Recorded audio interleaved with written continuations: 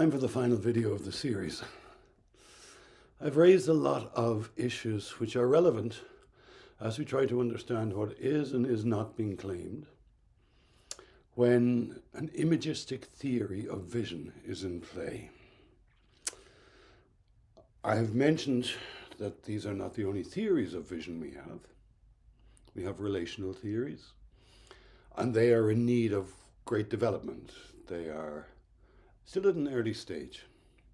Imagistic theories, however, rule the roost. They have become something of an orthodoxy, and they are part and parcel of the cognitivist orthodoxy that has sprung up since the Second World War, which tries to flesh out the picture of the person as an autonomous, private-minded domain whose mind and experience are generated in some sense by the brain. These theories are, or this approach is inevitably human exceptionalist, and that serves to suggest why these videos might be necessary. I speak as an embodied cognitive scientist, and that is not to speak as a cognitivist. Now, cognitivism is such a loaded word that I want rather, as usual, to attend to what happens if we take all the rich associations that go with our own understanding of seeing, and we say we have a scientific theory of visual perception. I said before that this involves huge amounts of contraction. That is, there's lots of topics that come with the word seeing that are not addressed. We'll return to that at the end of this video, which is going to be a little bit longer than the others. But I find the present situation troubling in the way that scientific authority is wielded. For example, one of the most successful, popular, and publicly known neuroscientists of today, Anil Seth, presents his work in public to an amused and enraptured audience. I went to his blog this morning and picked up this diagram which he has. We're not going to read this whole diagram. We're going to home in on the middle of it, because this is Anil Seth's principal message as a cognitive neuroscientist working within this imagistic theory. There in that graphic it says, your brain hallucinates your conscious reality. And it's even signed Anil Seth. This is a manifesto from a cognitivist. Perception, he says, is controlled hallucination, presumably because you don't fall over or make mistakes, whereas hallucination proper is uncontrolled perception. Now, I think this is a dangerous message. There is some truth to it. And in the rest of this video, we'll be exploring what the kern of truth is here. However, to a population trained, conditioned by photographs and the cinematic imagination, who do not know that this is a theory and not a fact, this kind of statement can be wildly misunderstood to the great detriment of a person's mental health.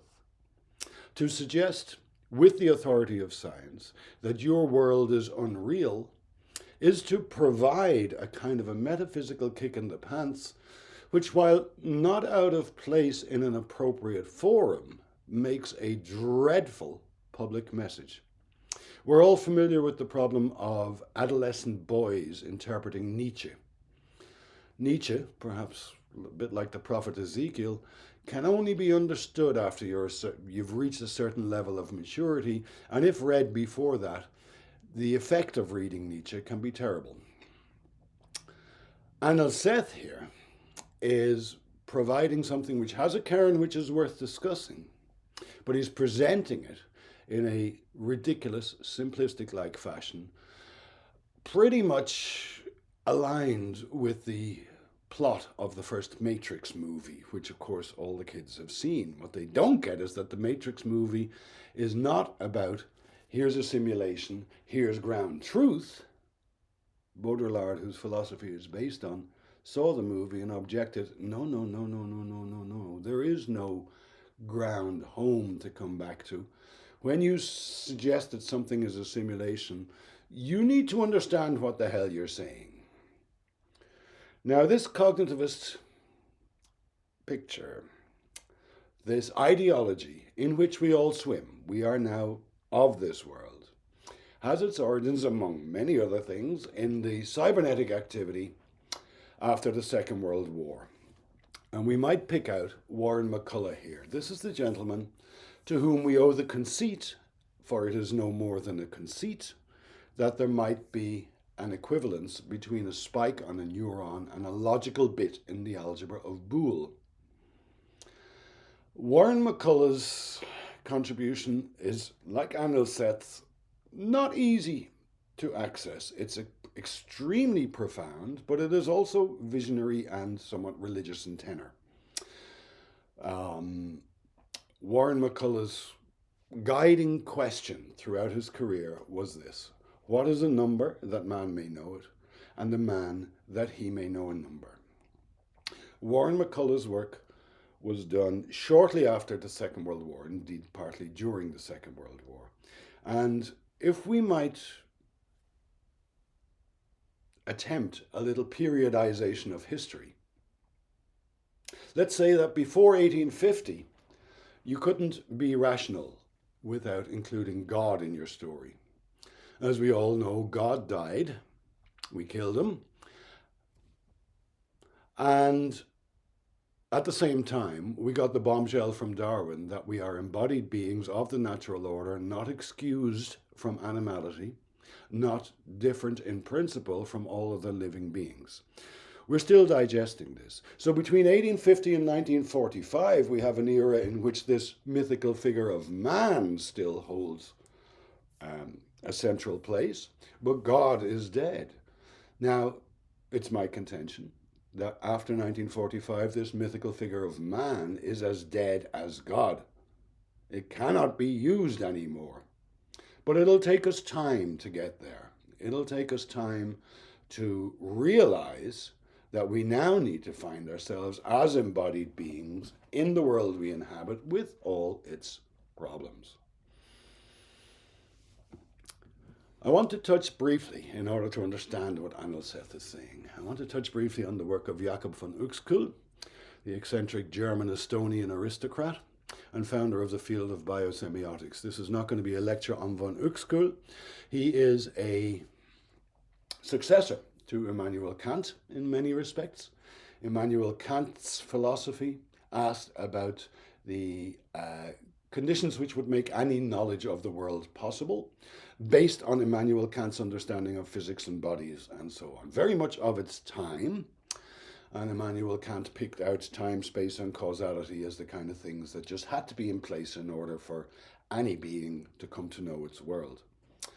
Now, the manner in which time and space and everything else features in Kant's philosophy is very quickly outdated. Time and space, since Einstein, means something different. Von Uexküll takes this general idea and takes the body as the synthetic a priori. The body, with its structures, its contingent forms, is taken as the basis for knowing the world. And we're just going to look at one little experiment, because he was a genius in experimentation. Von Uexküll built a treadmill for a snail. How nice is that? So that the snail, held by a vice, can walk on the treadmill ad infinitum. And this snail, when chucked under the chin, slowly recoils from being chucked under the chin, as one might. However, if the frequency of the chucking under the chin is increased to a rate faster than 5 times a second, 5 hertz, the behavior of the snail changes, and the snail now tries to crawl onto what it seems to interpret as a solid surface. That is, the series of discrete chucks, which were pokes to the snail, have now instead acquired a continuous flavor, suggesting a solid surface. There's a fusion between the discrete and the continuous for the snail at 5 hertz. For us, that lies around 20 hertz, although I'm not going to be too specific about it. The critical flicker fusion test is routinely used to identify the point at which a discrete series of flashes turns into a continuous light. Now, the light in your room is probably flashing at 50 times a second due to alternating current, but that's much faster than you can perceive, and so you perceive continuous light.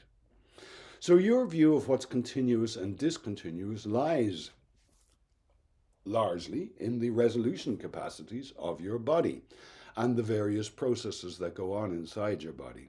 This alerts us to the fact that we don't encounter a world with time and space in it independent of our own constitution. Even as modern image-saturated people, we can make ourselves very well aware of this through such totally modern means as time-lapse photography and high-speed photography.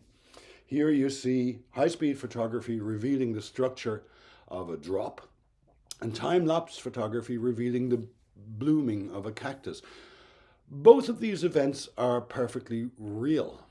There's nothing unreal about them, and they're physical in any sense you wish to say physical, but they are not perceptible because they are temporally not well matched to our perceptual system and our body's capacity to resolve things.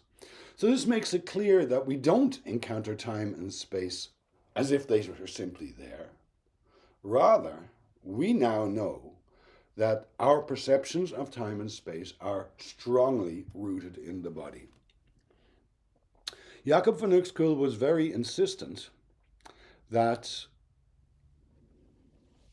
the body belongs to a subject, and without a living subject, let's go back to him, he points out how each animal encounters an entirely subjective form of space and time, and the activity of the animal is related to the experience of time. Without a living subject, there can be no time. Now, this is a great update on things. Without a living subject, there can be no time. I'm going to use that to suggest that there might be a slogan we can use, which could replace whatever we used before 1850, that we might make use of today. We'll get to that. The subject not only has a body-specific relation to the temporality of things that unfold around it, it also has an embodied encounter with space. Space, as we've pointed out repeatedly here, is not well represented by the representation that absolutely captures our imagination, that of living in a box, a Cartesian space with vanishing point perspective, a point seen from the static monocular viewing point. This is a representation of space that is hard to overcome, but compare, if you will, that abstract representation of space with the position of the subject on the left here. This is undoubtedly a subject. You can see her eye. This is a still from the film Un Chien Andalou by Dali and Buñuel. And this subject is about to have a razor pass over her eyeball, to the horror of all the viewers. Now, think about space from this subject's point of view. It is, first of all, not homogeneous and isotropic. Space near the eyeball is charged in a way that space beyond the eyeball isn't. Space more than a few meters away is entirely irrelevant. Space begins in the body and is articulated by the body and its travails. Now, we don't have a good replacement for the fantasies of imagistic theories of perception. We do know enough as embodied cognitive scientists to know that any theory of perception that we come up with must be naturalistic in the sense that it must allow continuity between us and other animals. I mentioned the Gibsonian theories. I don't think they're very well developed yet, but I think that's a good way to go. Underlying all this is a very important notion. Now, when we talk about perception, we inevitably start talking about visual perception and seeing. We're very visual creatures, and we seem to think of vision as the way of perceiving the world, but it's not, of course. From an embodied point of view, touch is absolutely central. Touch provides us with the anchor with which we can think. Touch provides contact with the world, and in the activities of living, touch necessarily arises for an embodied being. There is no necessity to vision. Bats echolocate. There's no necessity to echolocation. There is a necessity to touch. This is the larva of the box jellyfish, Tripidalia cystophora, a very simple creature which has 5 differentiated cell types, 2 of which form a membrane. It lives in the water, and in the water, its niche is fairly simple. Food tends to be where the light is. Now, with only 5 differentiated cell types, we don't have much of a brain thing going on here. Nevertheless, when we look at the detail, we can clearly see how perceptually guided action arises in this simple creature. Most of the external cells in the membrane have little cilia which wiggle, generating non-directed motion, just a source of energy. But some of the cells have light-sensitive vesicles which cause the cilium to adopt a fixed angle with respect to incoming light. The net result of this is that a distributed rudder appears on the outside of the larva, ensuring that it steers towards the light. Perfectly sufficient. This, I give you, is the simplest possible visual system. It makes use of a single gradient, which is the gradient of light, in order to steer the animal towards that where it needs to be, in this case nutrition. There is no distinction between perception and action. And this is a wonderful way to ground our intuitions of what a perceptual system might be for a natural organism and not a creature of fantasy. We know enough about brains to begin to think like this. We know, for example, but rarely discuss the fact that the primary somatosensory cortex and the primary motor cortex have almost identical forms of organization. They lie right beside each other between the parietal and the frontal lobes. That we can map each to the receptor surface or the actuator surface of the body, producing the homunculi, which are almost identical. And here we see the basis for touch, and we see that it is a sense of reciprocity. You touch things by engaging with them. You touch the world, and it touches back. That is the essence of perceptual action. Now, the other 2 principal senses that we discourse about are, of course, vision and audition. These are, of course, different, but we can see something of the same principle when we look at the mapping between the primary receptor surface, that's the retina and the basilar membrane, and the primary sensory cortex. We find topological mapping with stretchings and compressions. Here we're mapping from the retina of a monkey to the occipital lobe at the back.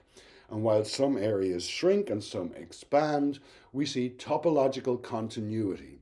So the vision is as much about topological continuity as is touch. Now, this is not as clearly a reciprocal relationship, but we'll come back to reciprocity in a minute. This structure of cortical organization and primary receptor surface is found also in audition, where we have a tonotopic map from the basilar membrane in the inner ear to the temporal cortex, primary auditory cortex.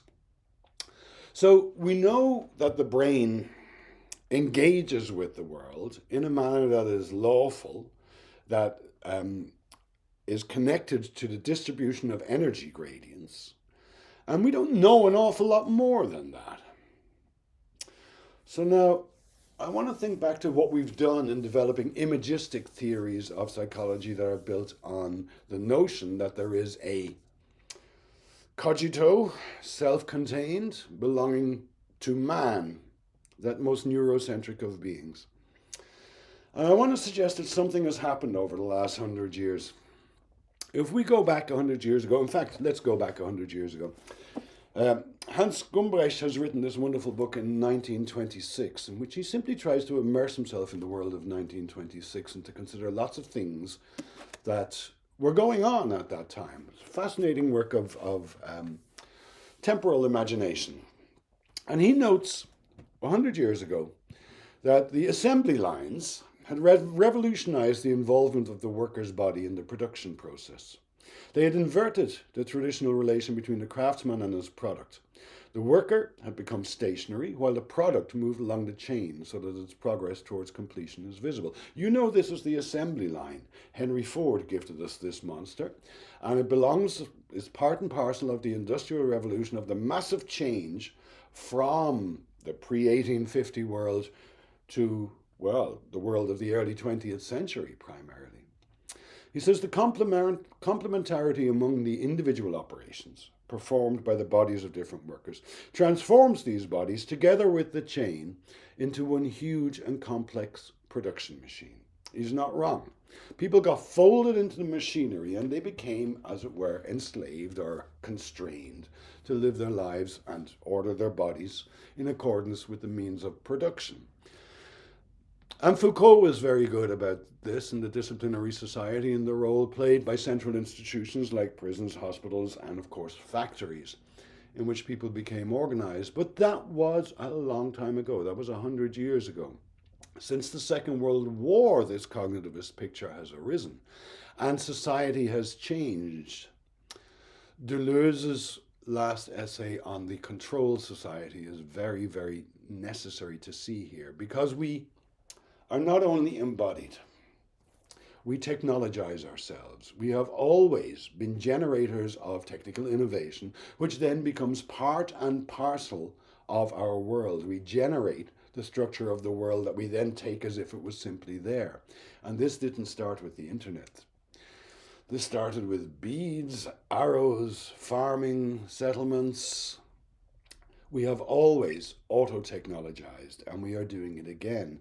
The manner in which we did this in the assembly line is no longer the case. We all work from home. But we've noted in these videos how technological changes, we noted the role of the frame, and now the screen, of the photograph, of the regular carpentered walls, the vertical and horizontal surfaces that we've built. These all technologize our seeing. We are now creatures of this world, and yes, we built it as well. We are auto-poetic in this sense, in that we, in part, create the world that we inhabit. Now, I started this series saying that I wanted to see what happened when seeing is contracted through a theory of visual perception.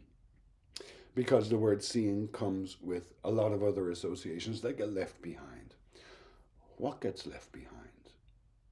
What do we need from a theory of seeing? And if we invoke seeing, as Anil Seth does, without caution, we're invoking all these other senses as well. Well, here's a small list of just the things off the top of my head. Witnessing. There is a profound difference between witnessing something and hearing of it from second hand. That belongs to seeing. And if we're talking about the relationship between the knower, the known, and the means of knowing, witnessing belongs in here.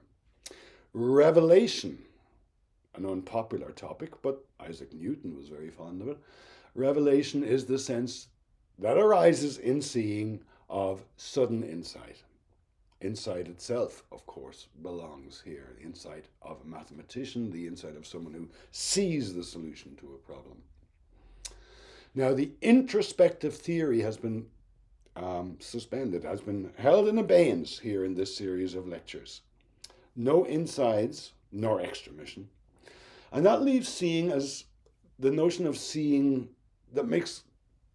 that is continuous with the sense of touch or contact with the world. That's difficult for us to elaborate, and we have a lot of work to do here.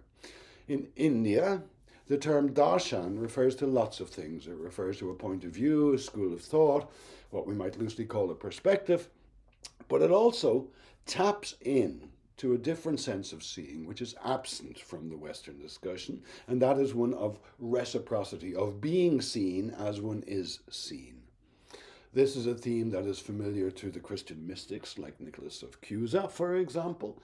It is an old one, and it is the reason that people keep coming back to extremissive theories of vision, not because they want some other ludicrous story than intromission, but because this sense of being in contact with the world is one that we necessarily need to understand.